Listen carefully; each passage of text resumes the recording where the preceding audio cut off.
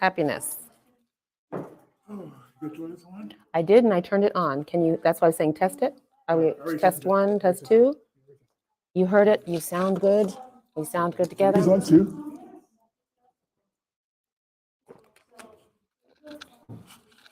Hello, hello, hello. Can they hear me? I don't sound. Hello. I don't think that's on. I hear something You there. feel like that's on?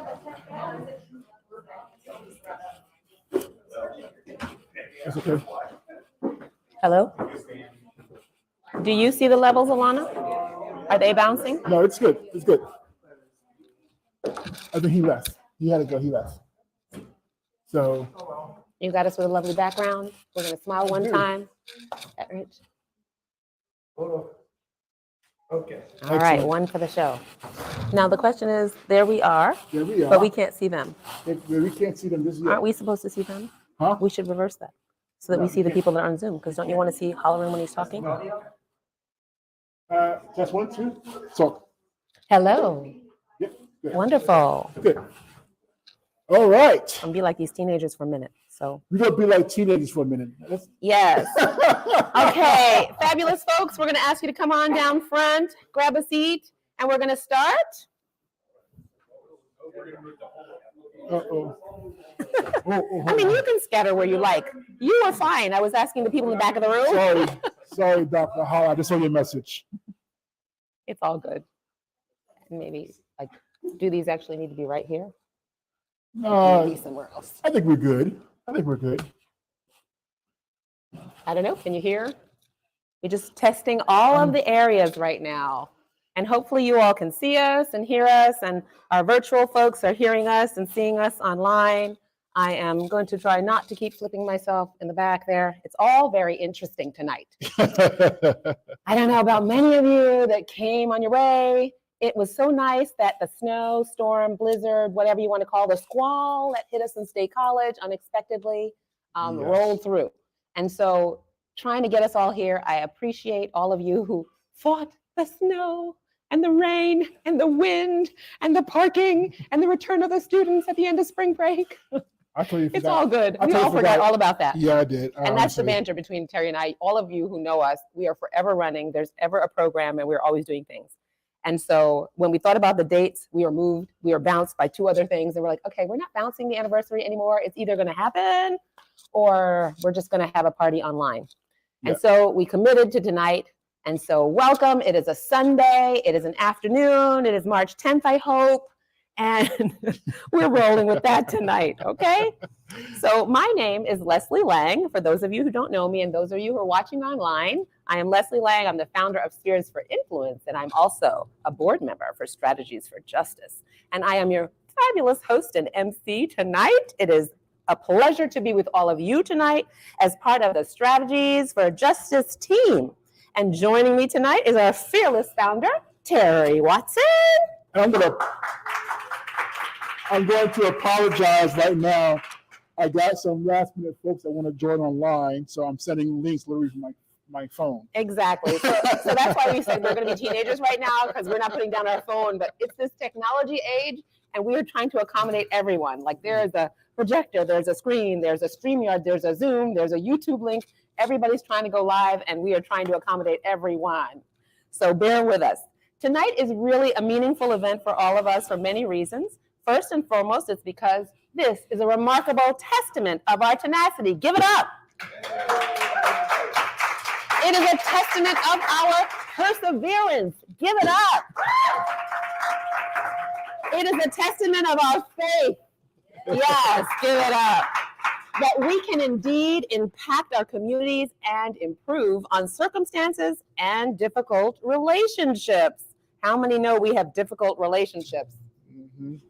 I think the silence says it all. Okay, y'all don't have to be loud because there are people online who want to hear those remarks. Okay, the relationship that we're talking about tonight was between law enforcement and communities of color. And that has been a stressful and harmful relationship for centuries. And we, those of us at Strategies for Justice, have been daring to envision how we can improve this relationship and impact the communities around us. And that has been a monumental dream. Yes. And yes. so in our darkest moments of history and every setback, we have been set up for a step up. Give it up. We all are in need of strategies for justice, to devise a plan of action to carry out a moral treatment towards another people in every one of our spheres of influence. Strategies for Justice is a speaking bureau that focuses on topics of race, disability, gender, and law enforcement. Terry has successfully recruited, inspired, cajoled, kidnapped some of us. And we enjoy joining him in creating this platform to lift our voices and to roll up our sleeves, to create programs, to step in the virtual ring, to battle injustice every day, and to hold those tough conversations in our community. Mm-hmm. And when Terry discovered his great uncle, Sam Battle, he believed that it was our responsibility rather than an option, that everyone has the obligation to do what they can, when they can, for as long as they can, and they can battle racism and injustice.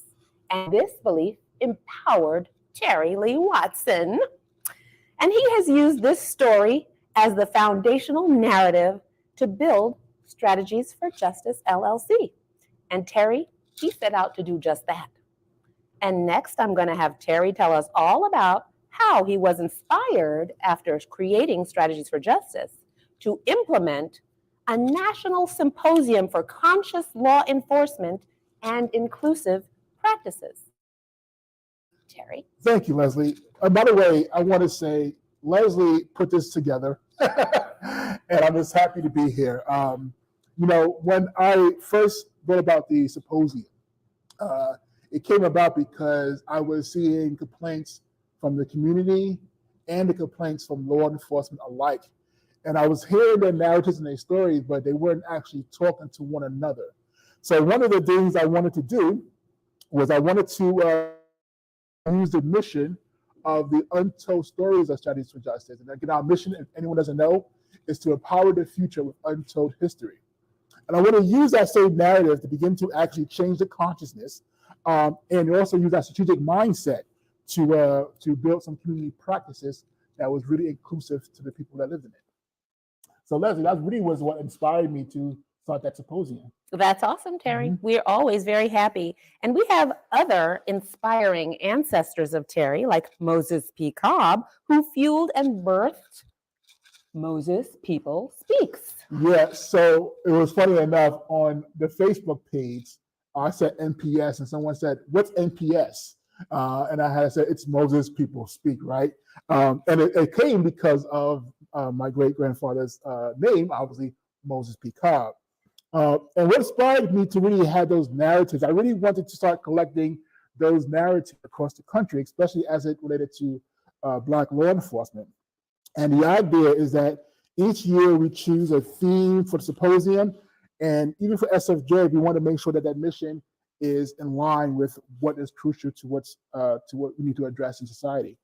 And it all started actually with the battle with Moses People, right? That was the original speech. I think 2018, I want to say, first time I done the battle with Moses People, and it was really the story of Moses P. Cobb and Samuel Battle. But again, Corps officers. Yeah, who were the first Black officers in the city of New York. Yeah. Give it up for New York. New Yorker, right? New York in the house. And this episode, and that really sparked this conversation around Moses People Speak. So yeah. Well, it's great. And guess what? For you all tonight, as part of our agenda, we have a silent auction that we are going to be sharing with you tonight. We also have online guests, and we have tributes to pay tonight. We had some music before. We have fabulous food. We want to give shout out and thank you and appreciation to Carter's Table in downtown State College. Mm-hmm.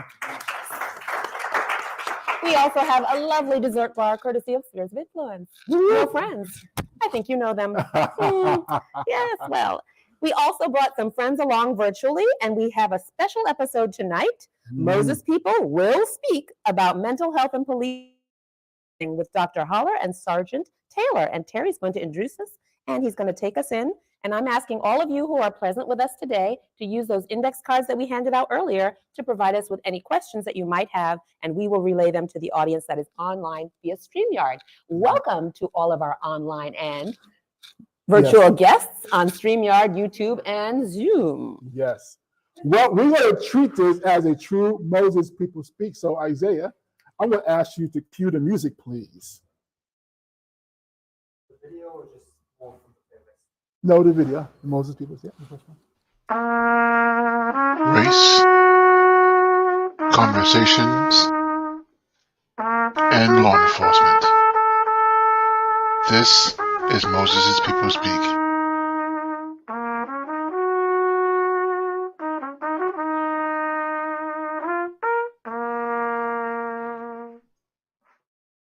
No, it's not.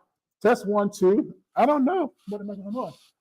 Oh, this is weird. I'm going to try to speak as loud as I can, but this is weird. The mic is not on. But they should be able to hear online. They can, so we're yes. going to be hopeful. Welcome to another episode of Moses People Speak. I am your host, Terry Watson, the founder of Strategies for Justice. I am really excited today to talk about police and mental health. Today, I'm actually asked, we have two wonderful guests. One of them is actually no stranger to SFJ, Dr. Daniel Holler. And Dr. Daniel Holler, I see you all online, so I'm going to ask to join me.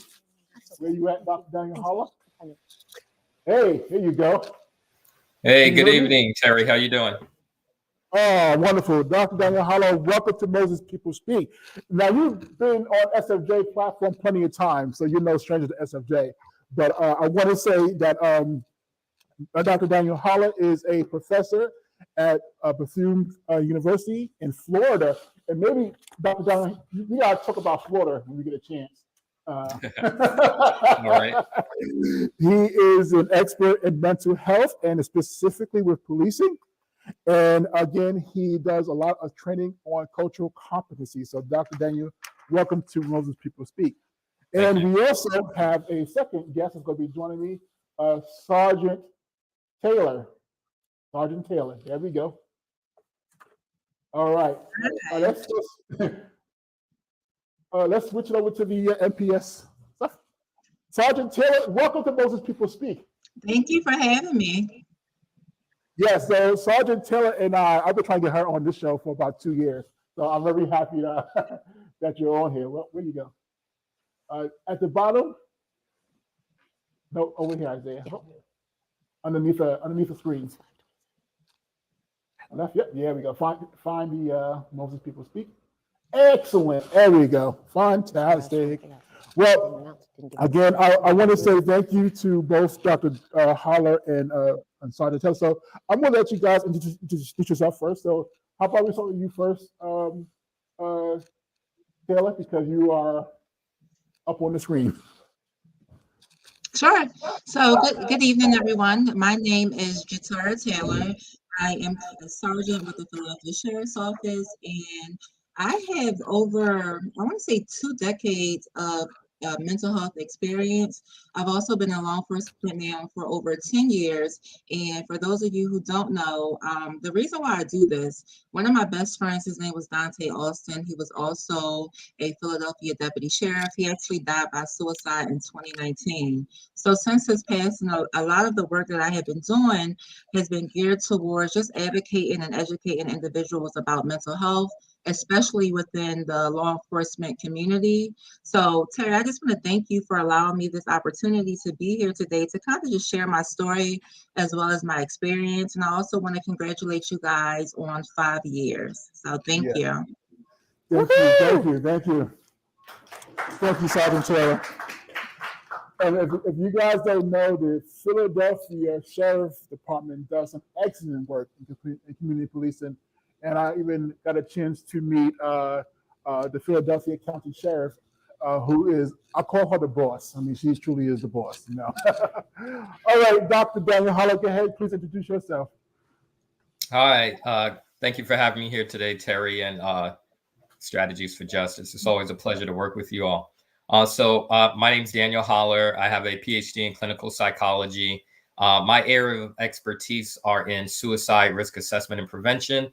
Kind of started out studying suicide in the general population and in the Black community. and that led into some research that I'm doing among law enforcement. So what I study are mental health issues related to policing, how to address and break the stigma associated with mental health problems among law enforcement officers. Done a number of trainings for the Federal Law Enforcement Training Center, FLETC, which is the largest federal training center. They train FBI, Homeland Security, U.S. Marshals, etc. Done some trainings, a training for Chicago PD and for the Penn State Police Department, all dealing with law enforcement, reducing the mental health stigmas, and cultural competency. So basically cross-cultural competency, learning how to work with individuals from different ethnicities and backgrounds than you. Yeah, funny story is when he did come to State College to do a training with the Penn State Police, I was out of town and I found out that he was in town. So I like speed to State College before he left so we can actually meet face to face. So Dr. Howard, you really touched on this already, but can you just sort of discuss the stigma surrounding mental health and how it plays out in law enforcement? And so I'm going to shoot that question to you first, and then I'm going to go to Taylor. Right. Well, the stigma in law enforcement is very similar to the stigma that I find in the Black community. So in the Black community, it's often that we don't talk about mental health issues. Those things have started to change. We're more likely to talk about stress, and we're also more likely to go to a religious person, like a pastor of a church, to talk about the mental health issues that we have, rather than seeking mental health experts to address these issues. So that's an interesting comparison in my work I do with law enforcement. It's very similar in the law enforcement community. They're more likely to talk to a chaplain or a religious person about the stressors that they feel at work. It's not something that you can't really talk too much about your depression that you might be feeling, or the trauma that you're experiencing from going on your cases and witnessing domestic violence or abuses that have occurred on the job, or dealing with physical injuries that have happened to the officer, because of the kind of catch-22. In the work that I've done, I've noticed that on one end, we want to provide the care and treatment for officers. We want to make it so that they're more comfortable and able to talk about these issues. But administratively, I don't think that the connection is always there, where from the top down, that support that needs to be there isn't always there. And so officers don't feel comfortable, talking about some of these issues that they're going to face that are inherent to law enforcement. These mental health issues are inherent to anyone who's in law enforcement. You're going to experience some of the anxiety, the depression, the trauma that comes, because we're all human beings.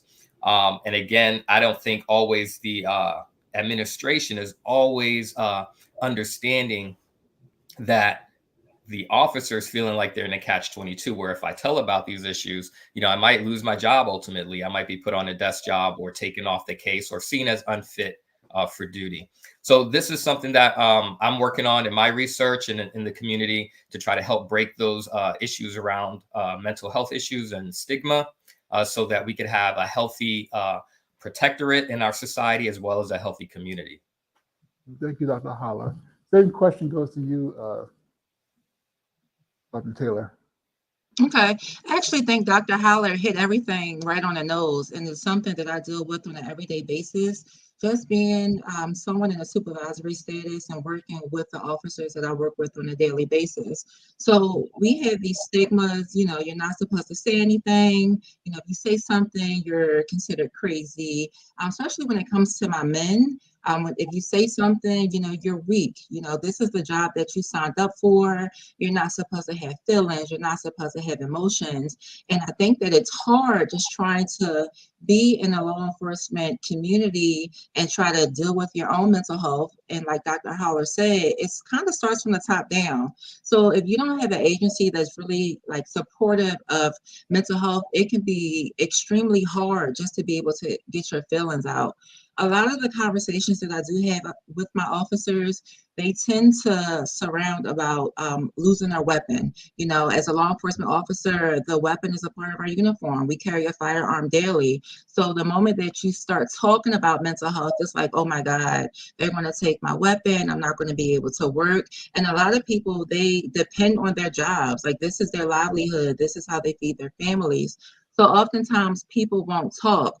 Another thing with the stigmas is that when you start to hear these things over and over and over about yourselves, people don't realize that we actually start to self-stigmatize. And what that means is we're really just internalizing everything that people are saying about us. So that, you know, people telling us we're crazy, we start to believe we're crazy. And now we kind of just like shut down. So similar to Dr. Howler, I am doing a lot of work just to make people feel comfortable and, you know, expressing how they feel, no judgment zone, and just letting them know that it's going to be okay, and really just trying to provide resources for the officers so that, you know, we can get out of this idea of, you know, I have a mental health issue and, you know, people think I'm crazy or I'm not supposed to be in this field. So those are just some things that are kind of associated with stigma. Mm. Yeah, and you touched on something too, by the way, about what departments and law enforcement can do to actually help change that stigma. Can you give any examples? I know you just gave one just now, but do you have any examples of what departments can do to really address the stigma of mental health in law enforcement? So for me personally, I always tell people that I am more personal than I am professional. And not to say that I'm not professional, it's just that I like to be in tune with my officers. So the first step is just knowing your people. These are individuals who we work with most of the time. We spend time with these officers more than we spend time with our families. Ultimately, they start to become our family. So if anything, we kind of know firsthand when something is bothering our officers. So if I'm asking my officer, hey, how's your wife doing? Hey, how are the kids? It's not being newsy. It's number one, I really want to know. In the case that, you know, you come in one day and you're not yourself, I can kind of dig more and find out what's going on and be able to give you resources if you do need those resources. I think another thing that agencies can do, and I see a lot of agencies doing it now, I think they're starting to understand how important it is when it comes to mental health and law enforcement and how it affects us. Just start opening up programs that's dedicated towards your law enforcement officers. So rather that, I don't know, I know personally for me, I have a initiative that I started. It's called Breathe, Stretch, Shake, and Mental Health. And it's something designed specifically for law enforcement officers. And it's really just a safe space where officers can come in and we can talk about mental health. And then we kind of decompress by yoga. So just putting together, whether it's a peer support program, whether it's some sort of outreach programs that the officers can go to and feel comfortable. The one thing that I've learned that you need to have a rapport with these officers. The main thing is going to be confidentiality. If I know that I can't talk to you, then I'm not going to come to you. And then lo and behold, I'm holding in these emotions and we never just know what's going to happen next. So I would really just say, just get in tune with your officers and be supportive. As an agency, I think that we all should be educating ourselves. Mental health is not going away. So I'll just say that. So really just start putting together things that are going to make these officers successful, not just professionally, but personally. Because if I'm not doing good, how can I do good for others? Yeah, excellent point. And Dr. Holler, you know, I want you to be able to address this from the sort of the citizen perspective too, right? And so, you know, we talk a lot about what police can do in the department in regards to dealing with mental health. But as citizens, we should also have a responsibility as taking care of our mental health and also being able to help break this thing, but even in our local policing. So, you know, if for you, what can citizens do to really help establish a way to break that stigma as well? Okay. Sure. So for citizens, you know, thinking about the stigma associated with mental health, it's the same thing that our officers can do. The first thing you want to do is to, you know, if you're noticing that you're having difficulties sleeping or with your appetite, or noticing that your mood has been pretty irritable or down and depressed for a while, the first thing you can do is to go get a checkup with a physician, right? So to help break this stigma of mental health is to first make sure your mental health is in order, right? Go get checked up with a physician, listen to the recommendations they give you. It might be that you're having those symptoms for physical illness, or they might make a recommendation for you to see a psychologist or a psychiatrist to help address those symptoms so that you can function in society. You could interpret situations appropriately, and interact appropriately with people in society, whether it's with law enforcement personnel or at the job or at home. The stigma of mental illness is not something that is pervasive to one group of people versus another. It's for all of us as Americans to deal with our mental health issues, to show support in the community, that it's okay to talk about mental health issues because we all have them on some degree or spectrum. We may not be diagnosed with the mental illness. It may not be impairing us. We may be functional with some of the depression or the anxieties that we face. But it's important to know what they are, to get it addressed so that you can be in society and be a productive member of the community, interpret situations appropriately, maybe reduce some of the defensiveness and hypervigilance that we see when individuals from the community interact with law enforcement. There's kind of a interaction effect that goes on with two groups of people who may be triggered by each other due to issues that they have experienced with trauma in their past. So it's important for you to understand what your triggers are, so when you're out in public, you can be safe, and the people that you interact with can also be safe. Thank you. So at this time, I'm going to turn to the audience. Did anyone have any questions for these two guests today? Yes, we have one. We're going to try this. I'm wearing my mic. Can you hear me? Can you hear Leslie? Is the reason that Black police officers seek out pastors rather than their therapists financial or a trust issue, or both? Did you hear that question? So yes, I heard that question. I think it could be both and maybe a third factor. The first factor I'll say is maybe it's cultural. In the African American community, like I said, in general, we tend to, at least historically, tend to not talk about things like depression, feeling depressed or anxious. We might report feeling stressed, or we might report some type of physical ailment or impairment. So that's part of the Black culture. And then also where we tend to go for support oftentimes is the church. And so it's more culturally acceptable to go to church and talk about some of the emotional stressors that you might be feeling, or spiritual stressors that you might be feeling, versus going to a physician who is often outside of the community, like a psychiatrist or psychologist. Thank you, Dr. Holler. You're The welcome. next question comes up. Dr. Taylor or Dr. Holler, do you have any ways that you'd like to recommend overcoming the stigmas? Sure, I'll jump in. Unfortunately, I feel like we live in a society where the stigma is always going to exist.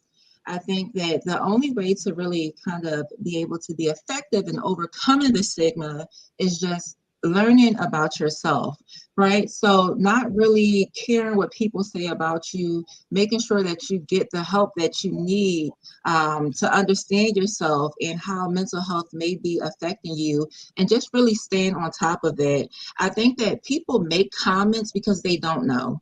I think a lot of times people are also making comments because sometimes we're dealing with stuff within our own selves that we have not been able to resolve. So with that, we kind of deflect how we feel onto other people. So until you're really in a situation where you know about mental health, you've been receiving mental health, and you've been able to take care of yourself, I just think it's important to just really understand how mental health works and kind of ignoring some of the things that we hear. Thank you. Thank you so much, Sergeant Taylor. Sergeant Taylor, from an officer's perspective, in our community, we have had a unfortunate loss. 3 officers entered someone serving a 302 warrant, Mhm. and they shot them within 3 minutes of their visit. My contention is that the young man, the officer of 10 years who shot the young man who opened the door, recently was coming back to the force from issues that were in his recovery. And my contention is that there should be a policy in place that perhaps if you are recovering, maybe you are not sent to more stressful situations like a mental health warrant. And perhaps, I'm not saying that he can't have his gun or he can't come back to duty, because clearly the HR policy allows him to come back to work. Mhm. However, we talked about the trauma and the stress that one brings with them, not ability to process so quickly, right? And under duress and under stress, we resort to our weapons first. And so, do you have a recommendation for maybe some leave or some adjustment, or who leads point on a 302 warrant, or maybe, what we can do to change that HR policy that put them right on the street and in that situation? I think, again, with mental health, it takes time. Like, mental health isn't something that we just deal with one day and then the next day, we're fine. It's something that is going to take a lot of work. And I think, I know that Dr. Holler mentioned it earlier, just about speaking from the top down. I think agencies really need to get involved with their officers. I think that there should be some in-house plans. So even if you're not able to immediately get back onto the force, I think that there should be laws that are made that really protects the officers, especially as it relates to mental health. A lot of us are dealing with vicarious trauma, and for those who don't really know what that is, that's really it's contributed through work. So we work in very high tense situations. We're dealing with homicides. We're dealing with, let's say, rape of a child, whether it's motor vehicle accidents. So all these things contribute to our own mental health. I think that mental health of law enforcement officers should be the number one priority. And the more that we focus on that from within, then we're able to go out to the community and help others who may be also dealing with the same situations. Thank you. And Dr. Holler, is there a recommendation for you after treating an officer for a shooting death? What is your recommendation for their Correct. resilience? Right, exactly. That's actually an area that that I study in my consulting firm. So what we're looking at with research, what we found, and these are just from some preliminary data that we've collected, but what we did find is that there is an association between trauma, the number of traumatic events that an officer goes on, and the recency of those events, how recent they went from one event to the next, and poor mental health, like increases in depression and suicide ideation. And so what one of the recommendations that my firm gave is that one, yes, it's going to have to be a top-down approach. Right now, we're looking for officers to come forward and talk about the stressors and mental issues that they may be going through.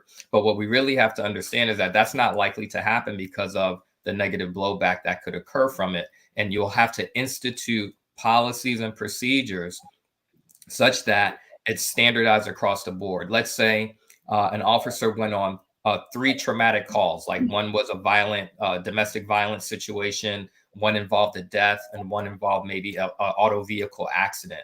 Maybe those 3 events occurred, within a 3-day period. Well, one of the recommendations I would make is that if that officer went to 3 or 5 traumatic events like that, where there was a loss of life, then maybe that officer automatically would not be chosen to go on the next call, right? That is of a similar traumatic nature. They would get a different call to go through. And so you would have that standardized, and that way you wouldn't have to worry about the officers coming forward to report, hey, I had, some really tough calls this week. Can I sit out this next call or get a lighter call instead of something that's so traumatic? And you take away the onus on the officer to report it. You institute it as a policy, and that covers everyone's mental well-being. The officer doesn't feel like they're being weak. They don't feel like they're going to be ostracized by their teammates. And I think doing things like that, there are some other recommendations as well you can make, but doing things like that, instituting these policies that cover individuals across the board, I think is one way to help reduce the stigma and to protect the officer at the same time.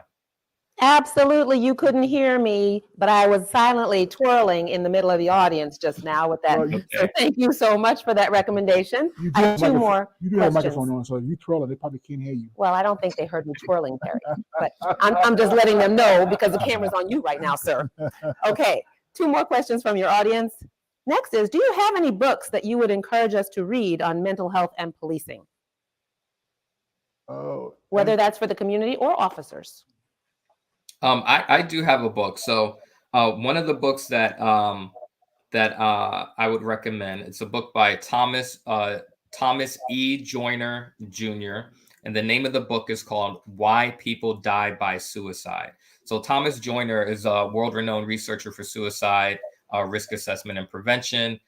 He just got like a Lifetime Achievement Award for his research on suicide.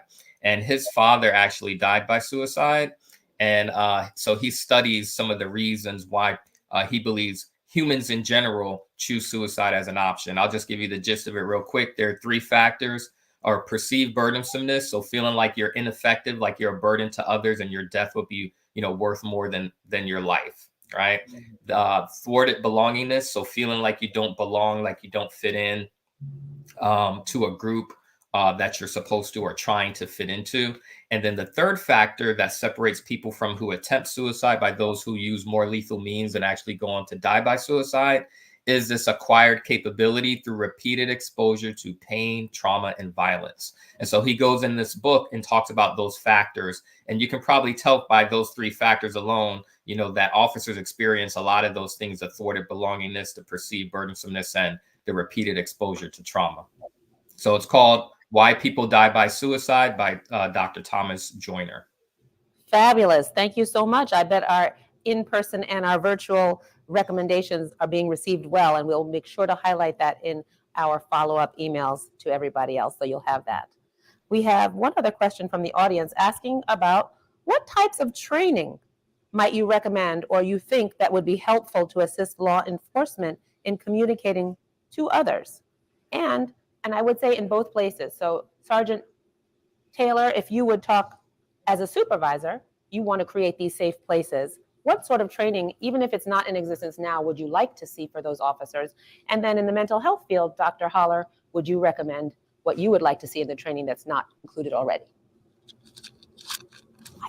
Okay, so for me, I am a big component of crisis intervention training. And it is a training that I took, I want to say last year, which was held by the Philadelphia Police Department. But I think that it's important for every person in law enforcement to take this training. The training was 5 days, it was 40 hours, but it really gets into depth about just like mental health and how as law enforcement, we are able to communicate with those individuals in the community. A lot of time, we send people out on calls and they aren't really familiar with mental health. So crisis intervention training is very good. And then also mental health first aid was another training that I took, which I think is really important if you don't know anything about mental health and you want to be able to go out and inform people and just be able to help. Without this knowledge or experience or background training, it's really hard to understand individuals. I know we have a lot of individuals who come into our courthouse who have autism. So I know that the city has also been doing a great job just in terms of implementing training for autism and being able to work with individuals who are autistic. So knowing the signs, knowing the behaviors. Overall, I recommend any type of training. I think anything that's going to improve your knowledge, your own self-awareness is going to be good for anybody. Absolutely. Thank you so much. We have testimonies in the audience because we can talk about Terry's son, who actually did his own interview with local police to get their expertise and their insights and to bridge that gap. So I thank you so much for that. Dr. Holler, your last comment for us? So yes, there are a number of trainings. Increased mental health training, learning de-escalation techniques, emphasizing trainings that focus on empathy and communication skills among officers or between officers and the community. You could also do collaborations with mental health professionals. So you would have potentially mental health professionals who provide officers with insight and guidance on how to respond to mental health crises, because oftentimes officers get called to deal with those calls as well. De-escalation techniques, of course, crisis intervention, like Sergeant Taylor mentioned.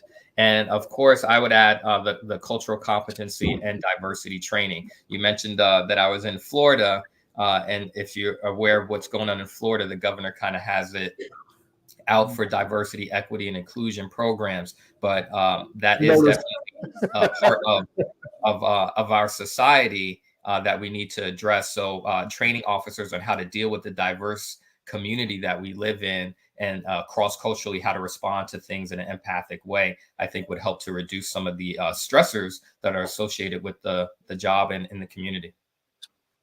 I want to thank you both, by the way, for joining us tonight. And if you watch the show, you know there's always that one last question I ask my guests. And so today will be no different. So I'm going to start with you, Dr. Haller. What is your message to America? And let's put a twist to this. What is your message to America about policing and mental health? I'm going to ask you to spotlight Dr. Haller. Well, to America on policing and mental health, what I would just like to remind people is that, law enforcement today is not law enforcement from 1950s or 40s or even maybe the 60s. Law enforcement today, unfortunately, has taken a militaristic approach. And because of that, we're seeing risks to officers that are similar to the risks that we see among military personnel. And because law enforcement, I guess, historically wasn't supposed to be in that framed in that manner, the training isn't up to par on where it needs to be. And or we need to really rethink on what it is that modern policing needs to be. Does it need to be this militaristic model? One, it causes risk to the community and the city with lawsuits, from bad shoots and police brutality. But two, it also harms the officer and it harms their family members and the people who love them. So I think my message to America is that let's relook at policing and where we want policing to be in the 21st century. Thank you, Dr. Haller. Thank you so much. Taylor, same question for you. What is your message to America in regards to policing and mental health? So my message is going to sound really cliche, but my message is to be kind to people. I think that, growing up for me, I was born in the 80s. So growing up for me, it was this saying, sticks and stones may break my bones, but words can never hurt me. That's a lie. I think that a lot of times, we get caught up about what people are saying about us, and it starts to affect us emotionally, and then our emotional then turns into physical. I always say that we never know what people are going through. There are a lot of people out here facing silent battles that we have no idea about. There are people that show up to work that look like me and you, who you wouldn't even be able to tell that they are depressed because they come in, they smile, they do their job, they're very social, they're very active. And a lot of times when we look at the warning signs of individuals who are depressed, we look at the opposite. We look at somebody, they're sad all the time, they're kind of like isolated. But the reality is it can be either you or I, any day, any moment. So just be kind and understand that, we're all somebody, we all have feelings, and it's really just important to take those things into consideration. Thank you, Sergeant Taylor. Audience, let's give our guests a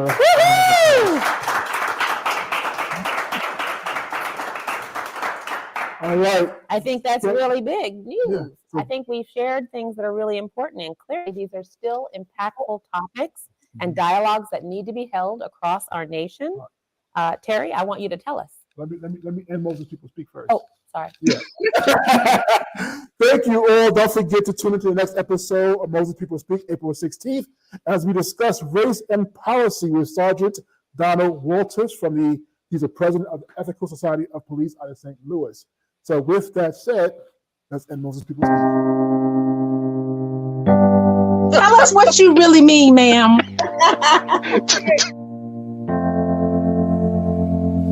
Law enforcement officers should be role models, period. If you can't be a mentor, you shouldn't have that uniform. break from this world. All my blinders are taken off. I can see what you guys are talking about. Y'all don't see what we're talking about yet. Policing is the law enforcement arm of systemic racism. Well, the message for America is that they need to wake up. We need to stop the repeat. We need to stop the revolving door. And we need to come up with better ways of law enforcement. Criminal justice reform needs to reflect what it is. Ain't no way in the world somebody should be sitting in jail with a $1 bail for months.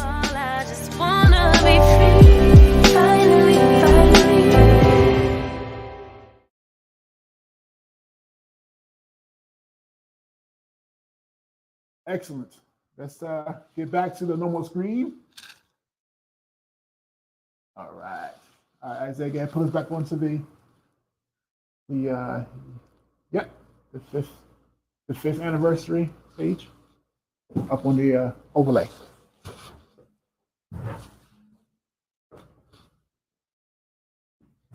To your right, to your right. Over, up. Yep, there we go. Excellent. And then go ahead and put us back to the normal. Okay. Take it away, Leslie. All right. Well, I hope you all enjoyed that episode of Moses People Speak.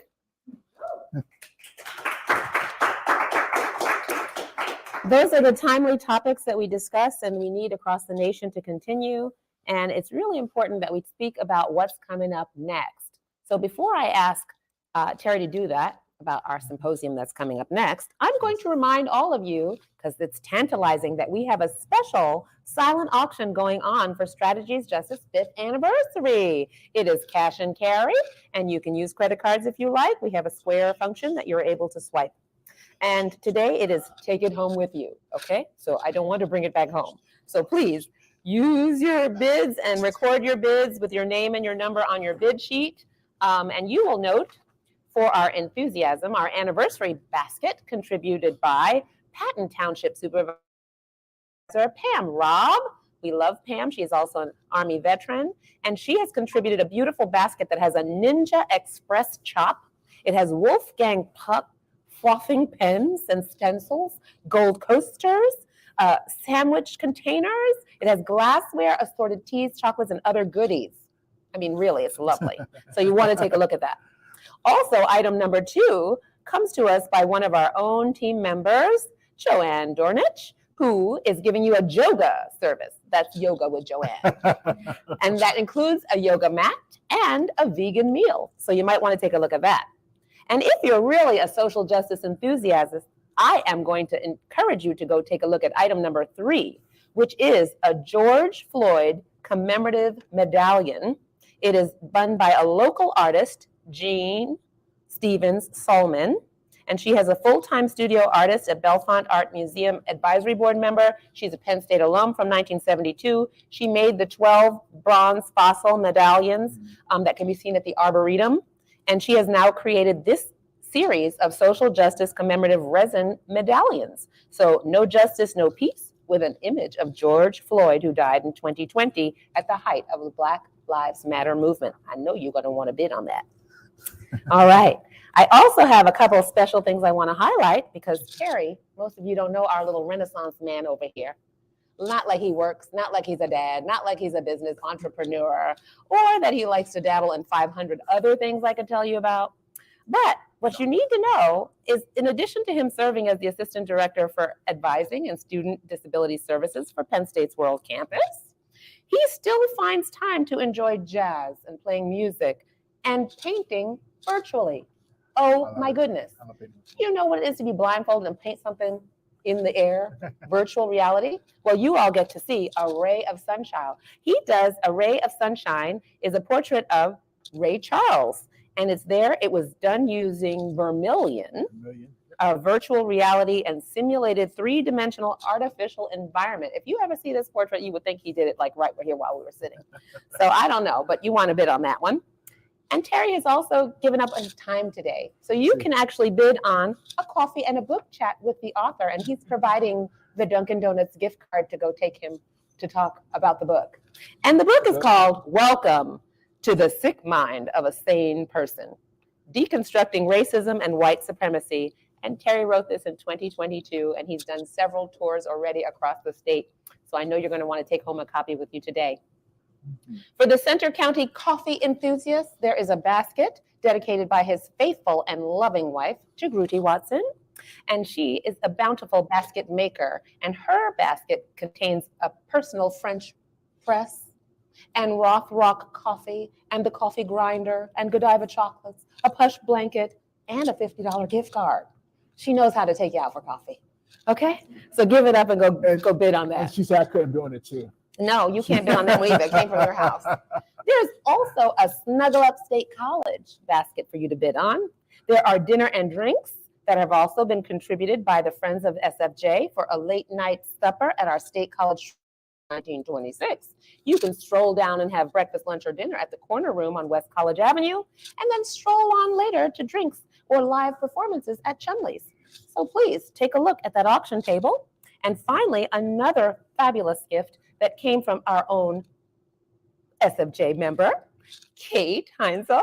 She is giving you the experience of the village. Explore 10,000 villages and shop in person or online for beautiful handcrafted international items. Support the global maker market movement. How about it? And without jet lag, she's even giving you dinner at the Indian Pavilion. So you might want to look at those options. And of course, we wouldn't be complete without offering you some SFJ merch. So if you want a t-shirt, you want a mug, you should be able to go home with something pleasant tonight. And I'm encouraging you to go and bid on our wonderful auction items. Fair enough? Fantastic. Thank you. Okay. I think now you can tell us, what is the upcoming symposium and why is it important to our community? Yeah, so the symposium this year is going to be community policing through the lens of the system impacted individuals. It's going to be very similar. If anyone attended the mental health symposium where we had one sworn and one non-sworn present, it's going to be very similar to that. I'm really excited about the guest speaker. I've heard him speak before, and he's a wonderful, wonderful individual.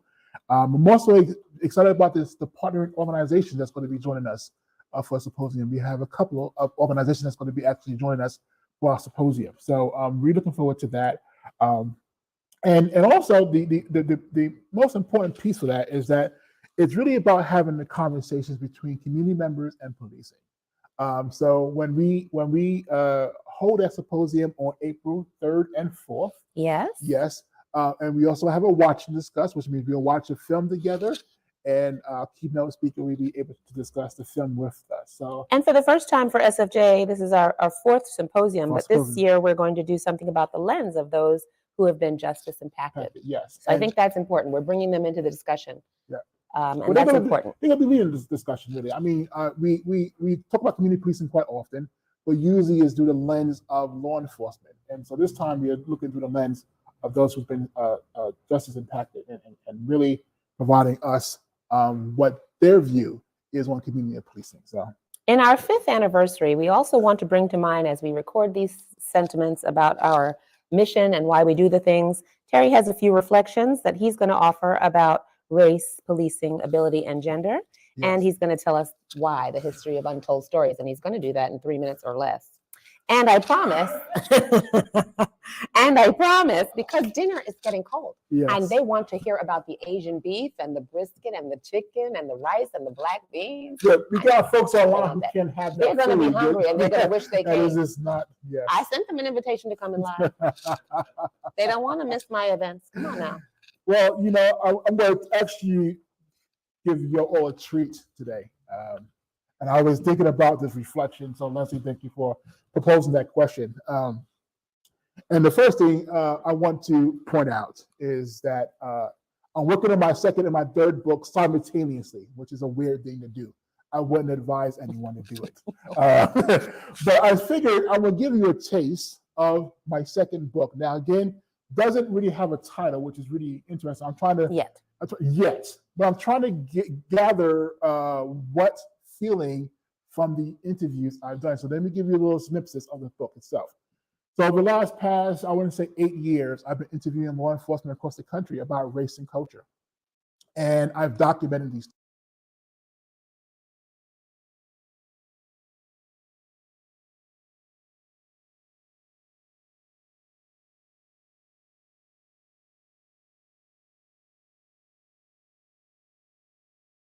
note from the author.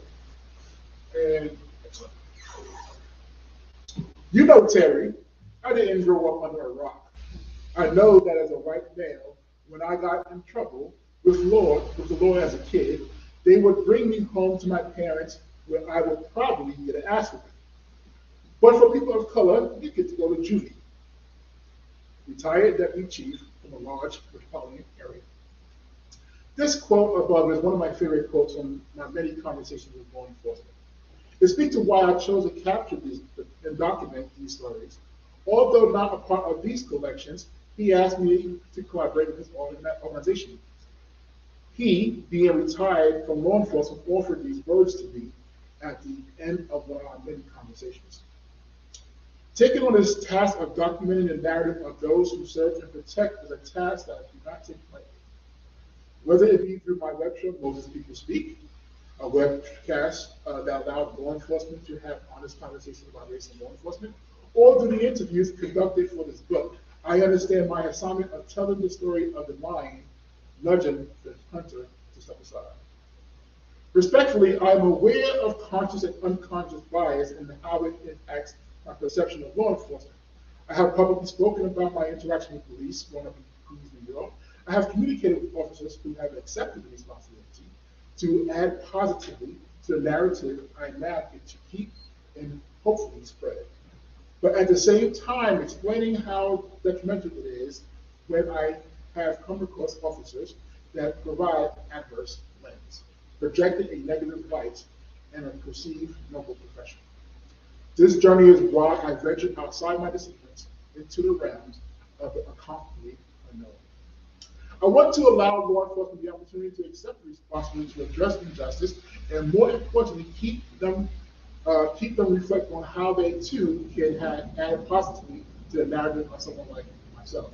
I want them to collectively think about how they might engage and possibly alter and record of those who may have had only adverse interactions or experiences with police and its culture. I want the culture to acknowledge the generational racial trauma between communities of color and law enforcement and strategize how they can effectively address it.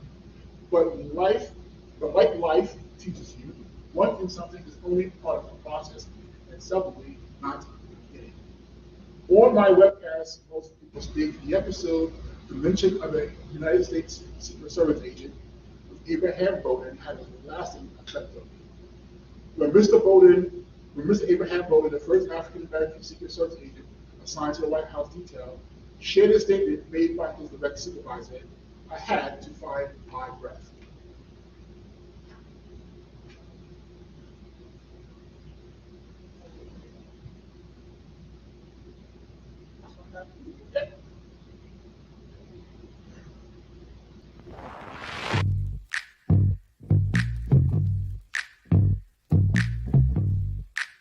My supervisor, as a matter of fact, looked me in the eye when I was in the Hyannisport with President Kennedy. He looked me right in the eye. His name was Harvey Henderson. Said, look, I want to tell you something. He's saying, don't you forget it. He says, you're a nigger, you were born a nigger, you're going to die a nigger, you will never be anything else but a nigger. So act like one. Now that was his response.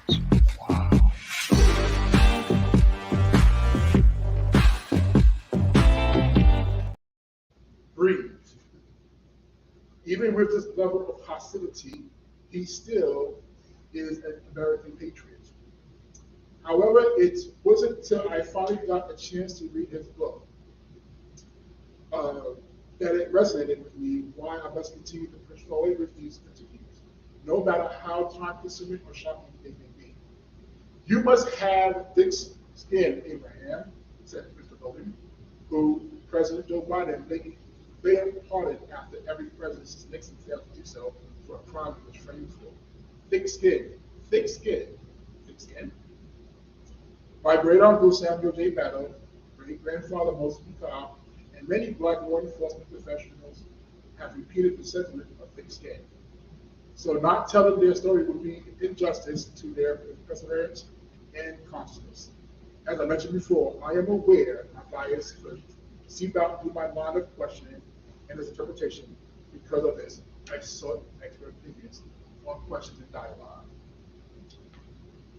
So with that said, I will end my notes with another quote from the retired lieutenant after I reached out to him to join Strategies for Justice.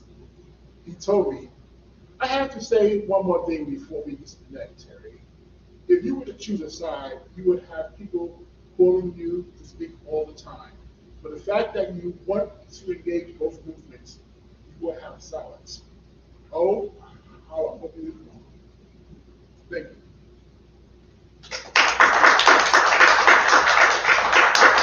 Thank you, Terry, for telling us what's coming next. 2 more books is coming next. And I don't know how many more countless episodes we'll be doing. We brought along a couple of friends of Strategies for Justice online, and hopefully they will have brief moments about history and reflections to share. Hold on a second. I think Charles is there. I think we have audio problem. No. Yes. No, look the mic area. The actors with mic. Is it mic? Can you turn off?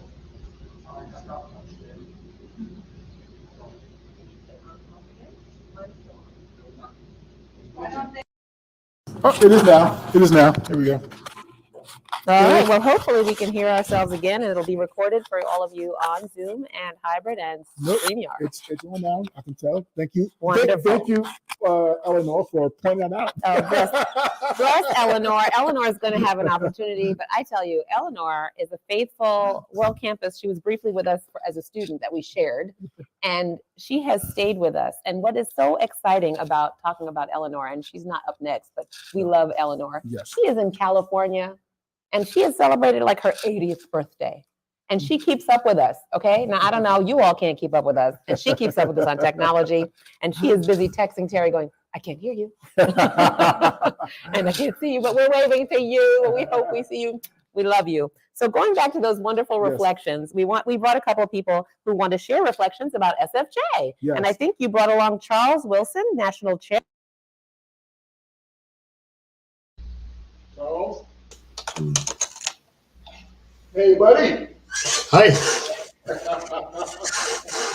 Mr. Charles Wilson, how are you? Trying to stay ahead of the game and out of trouble at the same time. Charles, thank you for joining us. What reflections do you have for SFJ today?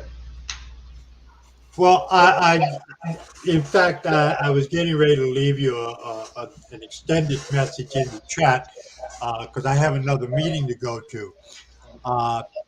But I wanted to say thank you first for the invitation and the opportunity to join you for your 5th anniversary. Strategies for Justice and the various conversations that you have facilitated is a much needed entity, both for the community and their law enforcement partners. And the histories that you have provided of Black law enforcement have indeed inspired those of us who have been exposed to them. Your support at Nablio has been much appreciated. And just the concept of what you do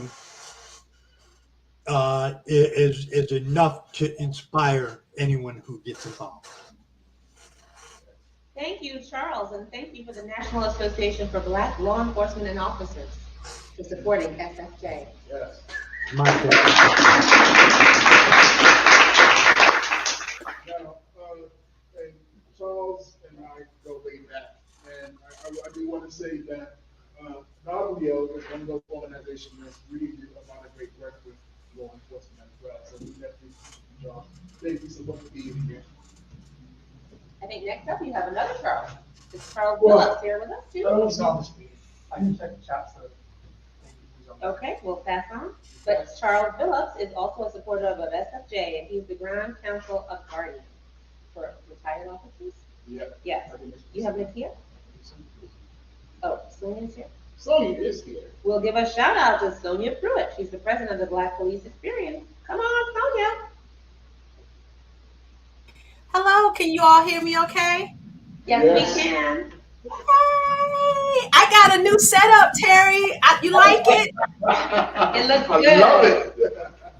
I'm like, wow, I'm in brilliant color and everything. Hi, everybody. It's good to see you. I was trying to sign into YouTube so I could talk to my buddies over here in the chat. Sean, I see you. Terry, thank you for the invite. I am geeked and honored to know you, to know of Strategies for Justice. The work that you do is, like Charles Wilson says, is really crucial and paramount. We cannot stop pushing, and we can't take our foot off the pedal, right? So, my personal musings about you and Strategies for Justice is this: in an industry, an agency, and organizations that are law enforcement in this country, especially, but globally, really, it's hard for a Black woman. It's hard to navigate. It's hard to find advocates. It's hard to find support. And we just do what we do. You know, we carry the world on our shoulders as Black women, and that includes in policing. And so, what I want to say to you is a huge thank you for holding us up. I'm getting some feedback. Is that me or on your end? It's your end. It's on my end. Okay, great. So you give us a voice, you give us a platform. And I know I haven't filled out my paperwork for the Speakers Bureau yet. I'm getting there, okay? But giving us the ability to have someone hear our voices is really, really important. And I want to thank you from my heart for that, because it is so needed, and it's just really rare. We're still struggling out here as Black women in law enforcement. So thank you for that. Thank you for the untold history, the untold stories that you tell. You have some incredible guests, and we've learned a lot. So I appreciate you, brother. And I also appreciate your friendship too. Somebody to laugh with. Thank you so much.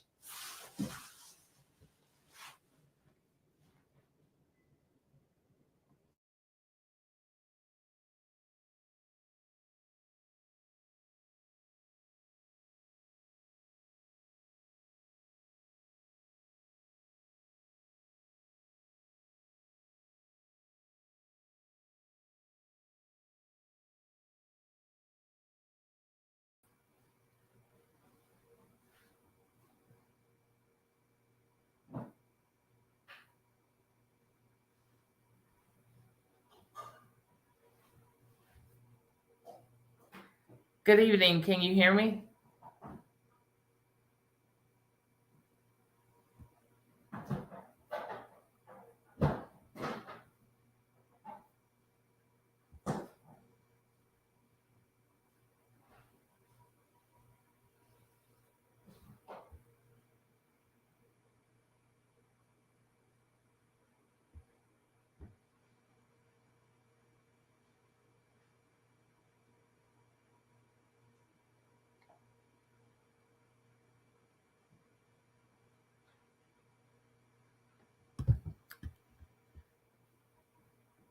So let's see. Main stage, it looks like your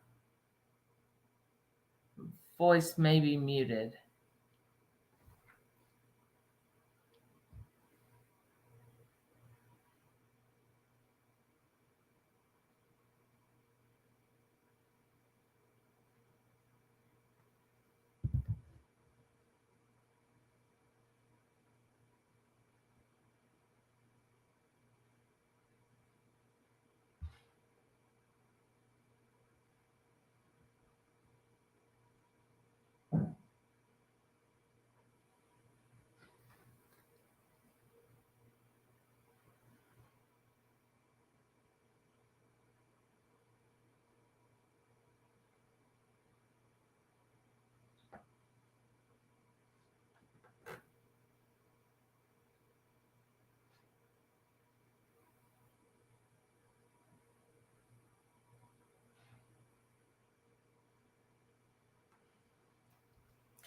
Is anyone else able to see or hear Terry?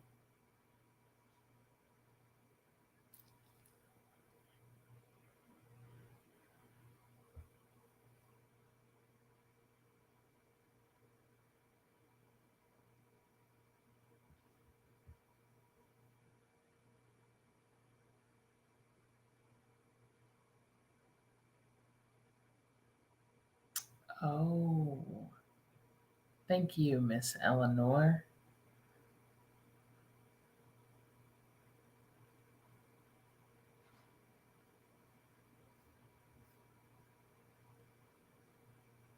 I'm good, thank you. I'm very excited to be here today.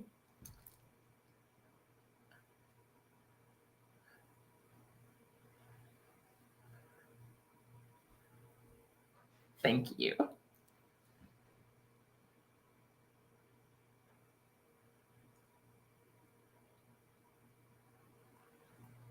So, since it seems everyone is able to hear me, let's see, Sean, should I wait or should I go?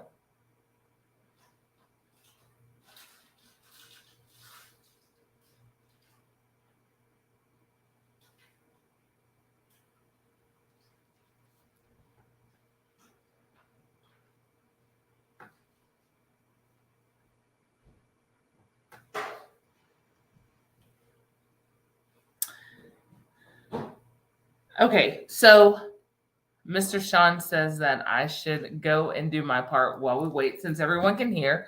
And I am totally fine with that. So, my name is Dr. Monica Blake Beasley. I am a retired police officer and a current criminal justice educator.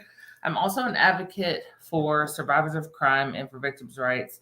And I believe that when it comes to lasting change, we can all do more than nothing.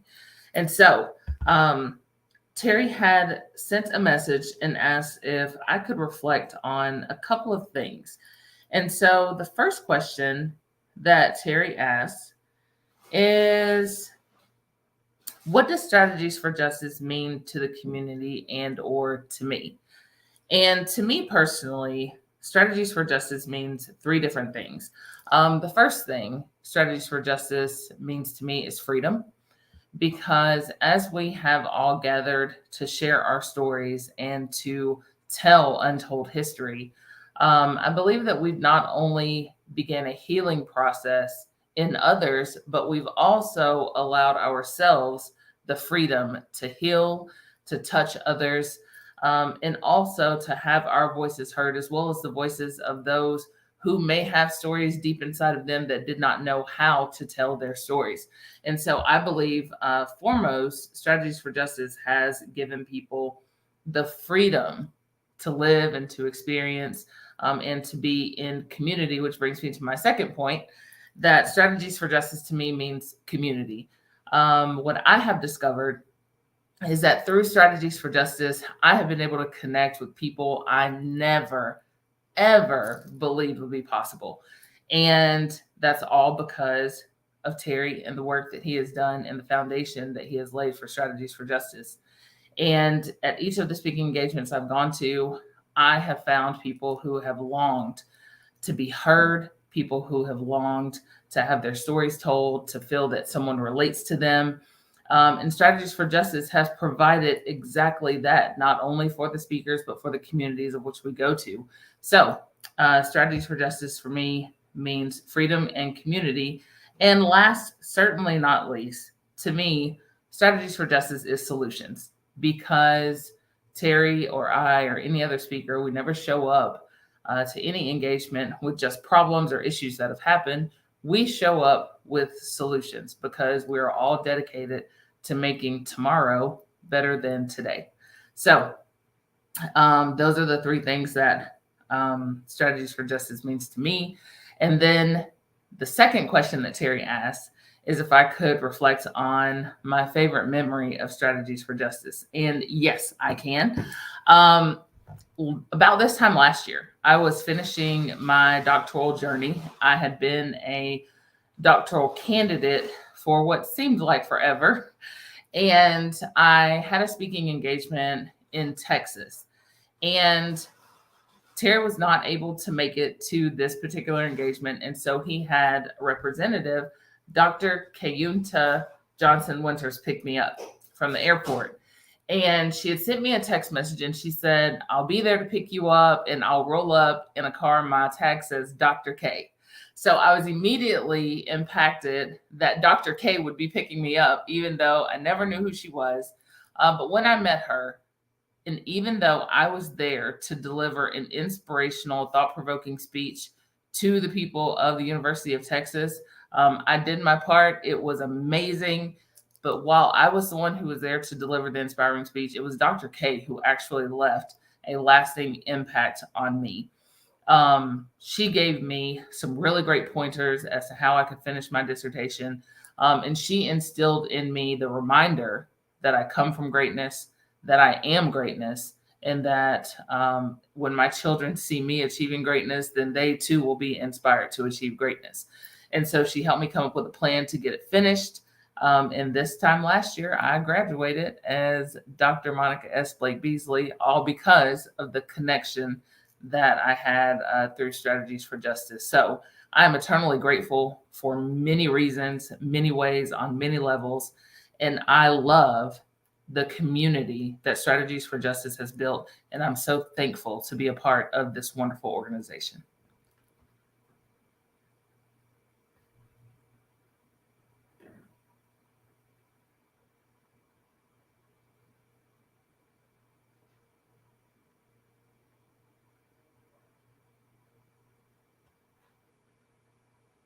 Sean Kennedy. You can hear me, Sean? Can you see it, Sean? Oh, we can hear you again. Yay! Thank you, Monica. We're trying to figure out if you can hear us or not. We're exactly. So thank you, Monica, for sharing those comments. I appreciate it. Thank you so much. And I think next up is Sean Kennedy. Sean is also an SFJ board member. Welcome, Sean, and his historic reflections. Good afternoon, everyone. I did not know I was coming on live since we have a video, but of course. We do have a video, Sean. Well, there are two things. One, you're just giving us a snapshot about your history and your involvement with us. And then the next one is the tribute, which we have your video for. Okay, so my involvement with SFJ, somehow or another, I got in contact with, I can't remember if it was Terry Watson or Carrie Horn from Buffalo, New York. And one or the other put us in contact, and we have been tight ever since. Once I learned that there was someone out there trying to help Carrie Horn. Carrie Horn is an officer from Buffalo, New York, who intervened to stop a Black man from being choked out by one of her fellow officers. And even though she was doing what she should have been doing for her job, her department turned it around and made it seem as if she was intervening to hurt the officer. And, you know, she got fired from the department. A lot of things happened. And she's been without a pension for over, I think, 15 years. And Terry, you know, heard about the case and tried to reach out to her just to try to maybe get her some type of funds for speaking engagement. And of course, she's, you know, looking at him as someone who might, you know, be on a scam or whatever, but his heart was in the right place. He wanted to try to give her a voice, and he has been so instrumental in making her feel like someone cares. Another quick thing I'm going to say is when I reached out to Terry one day to help Sonia Zalenkoffer, a lieutenant from Prince County, Georgia, Terry, he went into beast mode so quickly because he had an upcoming show with Sonia Pruitt, who's online as well. And he happened to put Sonia Zalenkoffer's show in right before, because sometimes when officers feel alone, they need to be able to be heard on a national level. So I'm just loving being a board advisor for Strategies for Justice, because they're out there doing the work. They are making sure that officers, in particular African-American officers who speak up, who are whistleblowers, who intervene, there is a support system out there to help them along their journey. So congratulations on your 5th anniversary. You all have done wonderful work. And Terry, you're incredible, especially since you're writing 2 and 3 books at the same time right now. But thank you. Thank you, Sean. Absolutely. Thank you. No one ever does this work alone. And so we were so pleased to have all these fabulous officers, both retired and active, support our programs and become speakers of our Spiritual Speakers Bureau. and to do the great work that they do, to come alongside of us and believe in the vision that we have, and that Terry has sponsored all these wonderful events and programs with them. So no one does this work alone, and SFJ is no exception to that rule. And Terry, it's time for you to acknowledge a legend among us and in our midst with the inaugural Battle for Most People Award.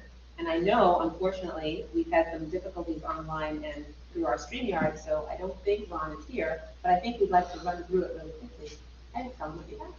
Yes, and it's funny because Ron sent me a message. The message I responded to earlier today, that was Ron, who was trying to get on, so it's sort of unfortunate. But yeah, so we do have an award. Yes, yes. So I want to actually read the description of the award first, if I can. Again, please excuse me because we're kicking it with our cell phones. There we go. So this award goes to the recipient of the Moses P. Cobb Breaking Barriers Award. Goes to an individual, law enforcement, retired or active, or civilian, who has worked to eliminate barriers within the law enforcement community in order to foster equity and inclusion. The recipient should be respected and known in their community and have an effective working relationship with law enforcement and the community they serve or serve.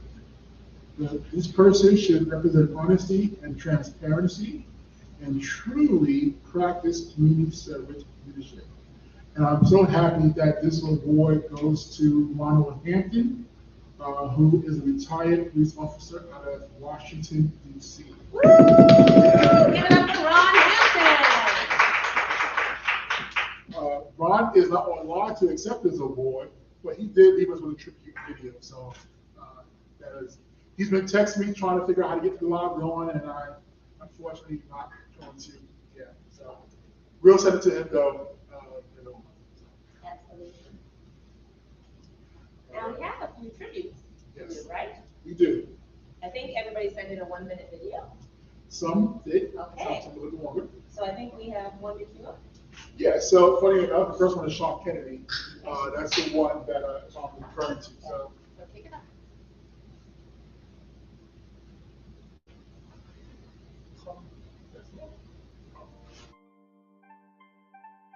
I'm Sean Kennedy. My take on Strategies for Justice, SFJ. They are an amazing organization that gives voice to law enforcement on the national platform.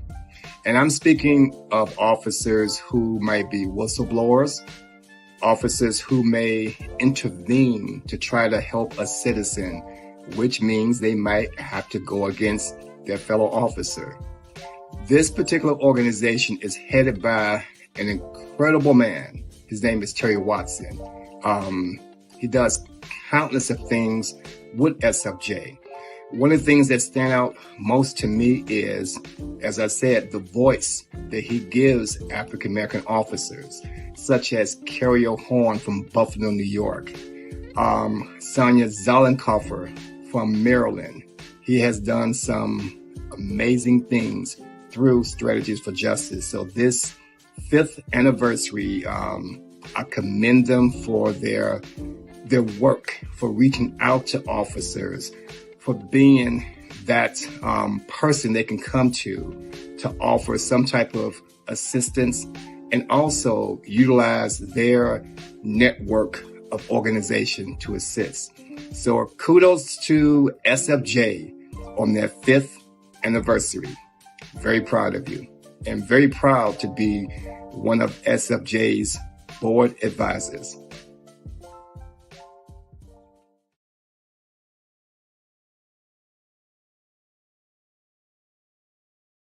next we have a brother who, Raymond Hicks. Oh, from Florida. From Florida, yeah. So one of Terry's clients. Yeah, Raymond Hicks.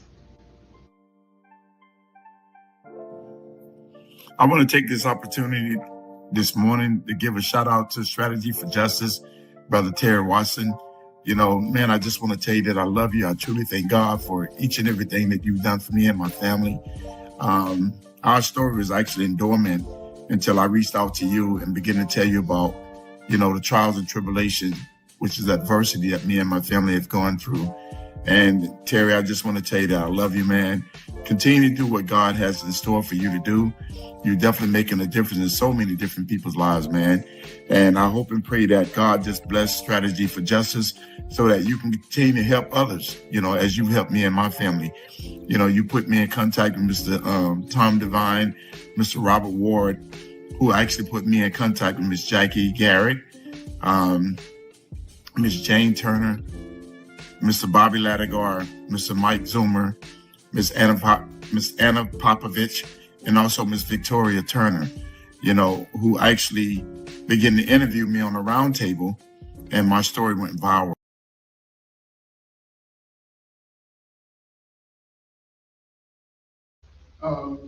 So And next, your honoree. and the honoree, he couldn't be here tonight, but he did submit a video, so. We're gonna pull up Ron Hampton. We pull up Ron Hampton. Terry and Strategies for Justice and its members, I want to congratulate you on your 5th anniversary. This organization and what you all do is very important. Telling the story, whether it's an organization or an individual, is an important component of documenting history. And when we hear the stories, it enables us to act on it, to know that certain things are possible, certain things have already happened. It can also show advancement and regression. But it's just so important that the stories be documented. And we need to talk about those components in the criminal justice system and in law enforcement that are germane to our community and people of color in the organization. So it's just very important.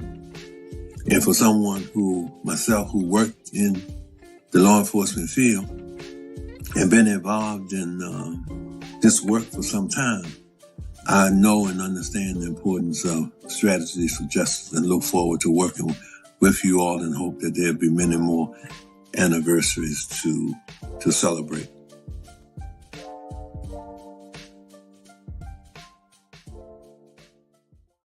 Next is one of our SFJ board members, Joanne Dornan. She's also traveling today, but we're shouting her out because she's listening on her phone. So. Terry, Leslie, and Strategies for Justice family, congratulations on this significant milestone. It's been an honor and a privilege to be part of SFJ these last 5 years. The sharing of stories is the heart of FSJ. We humans make meaning of our lives and world by sharing our stories. SFJ has uniquely provided spaces for those in the LE community to share their untold stories. As a result, perspectives have shifted, policies have changed, an important law, Carriel's Law, has been enacted. Awareness has expanded, and even more stories are being shared. SFJ will continue to be a community of learning and sharing and an agent for positive change in law enforcement.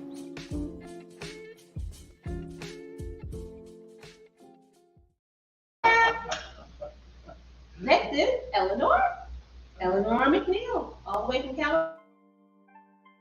Hi, everybody, and happy 5th anniversary, SFJ. I would have loved to have been there, but since doors are falling off of planes, I thought I'd sit tight here in California and kind of enjoy the rain and the clouds. As Strategies for Justice marks its 5th anniversary, it's with great joy and pride that we reflect on the incredible journey of growth, impact, and transformation that this organization has undertaken. Founded on the principles of equity, integrity, and service, Strategies for Justice has emerged as a beacon of hope and empowerment for countless individuals and communities. Under the visionary leadership of our founder, Terry Lee Watson, SFJ has become synonymous with innovation, collaboration, and excellence in the pursuit of social justice. Terry's unwavering commitment to the organization's mission has inspired and mobilized a diverse community of advocates, activists, and allies driving meaningful change at the local, national, and global levels. Over the past 5 years, Strategies for Justice has achieved remarkable milestones, advancing key initiatives in areas such as advocacy and policy reform.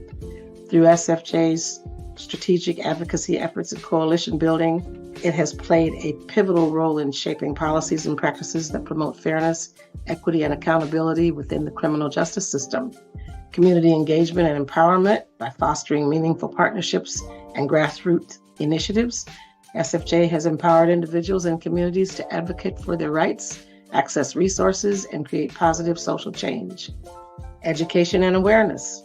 Through innovative educational programs, workshops, and multimedia campaigns, SFJ has raised awareness about pressing social justice issues, challenging stereotypes, and fostering dialogue and understanding. Research and evaluation. Through rigorous research and evaluation, SFJ has generated valuable insights and evidence-based solutions to address systemic injustices and disparities, informing policy and practice across sectors. Capacity building and leadership development. By investing in the professional development and leadership potential of its staff, volunteers, and partners, SFJ has cultivated a dynamic and inclusive community of changemakers equipped to tackle complex social challenges with courage and compassion. As we celebrate this milestone anniversary, we extend our deepest gratitude to Terry Lee Watson for his visionary leadership, his passion and dedication to advancing social justice. Terry's bold vision, strategic foresight, and unwavering commitment to excellence have been instrumental in guiding SFJ to new heights and impact and influence. We also extend our heartfelt appreciation to the entire SFJ team, volunteers, donors, partners, and supporters who have contributed their time, talents, and resources to the organization's success. Together, we have demonstrated the power of collective action and solidarity in the pursuit of a more just and equitable world. As we look to the future, let us reaffirm our commitment to the values and principles that unite us and continue to work tirelessly towards a society where justice, fairness, and dignity are accessible to all. Here's to 5 years of impact, innovation, and inspiration. The journey continues, and the best is yet to come. Congratulations and happy 5th anniversary, and Terry and all the gang back there. You guys have fun celebrating, and talk to you soon. Take care. More reflections of all the things we've done. That was really great. Thank you to Eleanor, who keeps us in place. And I want to say that's really important. And so thank you so much for visiting our silent auction, our auction items for today. I know we have one more, but why it's really important to support that is it supports our symposium. And we have a desire to move the symposium. We've done it live once out of the 4 years. We have a desire to go to Atlanta. We have a desire to go to Chicago, and we have a desire to go to California. And we need programs like this. We need you to bid on those lovely auction items that you can take with you, or donations, or simply, if you're not in a position to do any of those things, tell people about Strategies for Justice and support the movement that we have today. We have one more reflection and kudos for our celebration, and I think that comes from Jacqueline Watkins. Yes, Jacqueline Watkins. Hello, Jacqueline Watkins. Strategies for Justice means empowerment and compassion that provides a platform for officers that are broken, as well as providing resources and extended education for officers as well as civilians. I am thankful that Sergeant Sean Kennedy introduced me to Strategies for Justice when I was deeply broken and experiencing retaliation for filing a federal discrimination lawsuit. Strategies for Justice is the catalyst of my preparation of becoming a lioness, prepared to speak out boldly against injustice. As you see my awesome t-shirt that I ordered from Strategies for Justice website. Get your t-shirt. Now, my best memory of Strategies for Justice are too many to separate, as every speaker left a profound, empowering effect on me. Thank you, Strategies for Justice, for being there. Thank you. Bye-bye.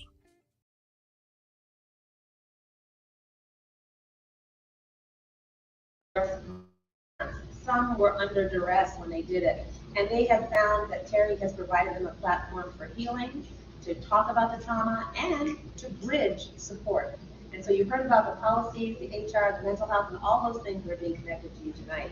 And you've heard from those who were impacted, other officers who are still in the case, in the battle, like Raymond has a case that's still going on in Florida, and others. And then you've heard about honored, strategic people who are sergeants that are retired that are starting Black law enforcement organizations to support law enforcement officers who are both in or out or retired. And that's really what's really important about Strategies for Justice. So that was all of our wonderful testimonies and our tributes, Yes. right? Oh, Okay, yes. that's the good news. Our last and final tribute is to founder Terry Lee Watson of Strategies for Justice. We have a gift for you. Your board has a lovely gift for you.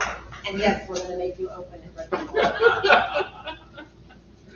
Oh, that's too much. It is too much. Keep opening very quickly. Okay. They'd like to get on with wonderful stuff and the party has to begin. Yes. And I know we're still online and we're recording these things. So as Terry is actually opening his wonderful surprise, there are just a couple of closing remarks that we have. So you think about ripping that paper. You gotta hold on. Wow. Read what it is. It's a John Lewis medallion. And this one is bronze. It is bronze. It says, Get into good trouble. democracy is not a state. It is an act, make some noise, get into good trouble, and necessary trouble. And it has the bust and the face of John Lewis on the front, and to get into good trouble on the back. And this too, bronze medallion was made by our local artist, Jean Stevens Solomon. Thank you So thank you.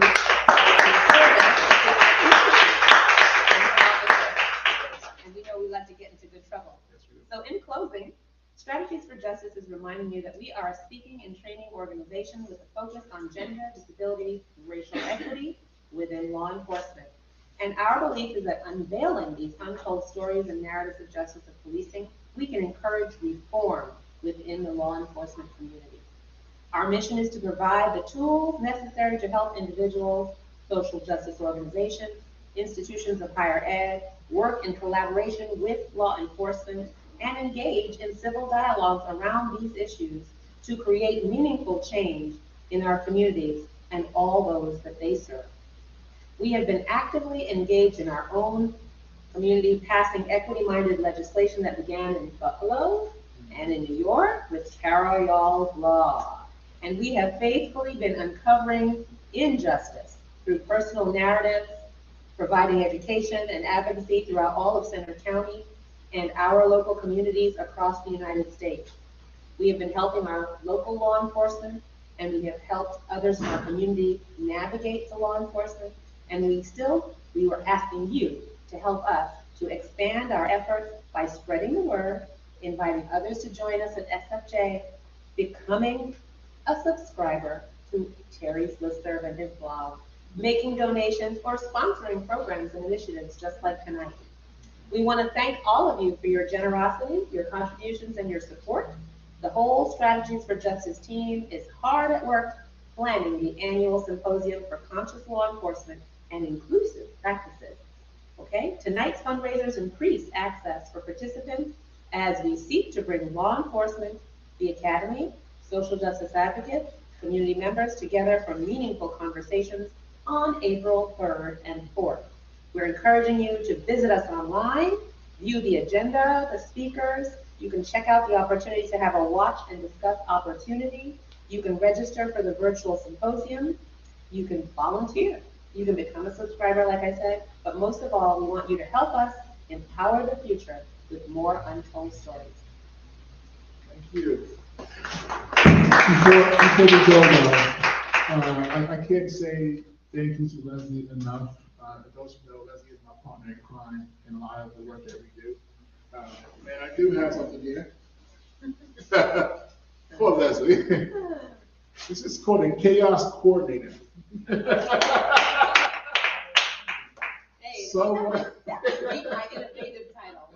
Someone who solves problems you never knew existed. in ways that will blow your mind. See also Ninja, Rockstar, and Legend. This award is going to Leslie. I think this is exciting. I think that's the best title yet. I thought creative strategist was good. I thought innovator for strategies for justice was good. But I am the chaos coordinator. With that said, Isaiah, get ahead and end the stream, and then we can allow our guests who are on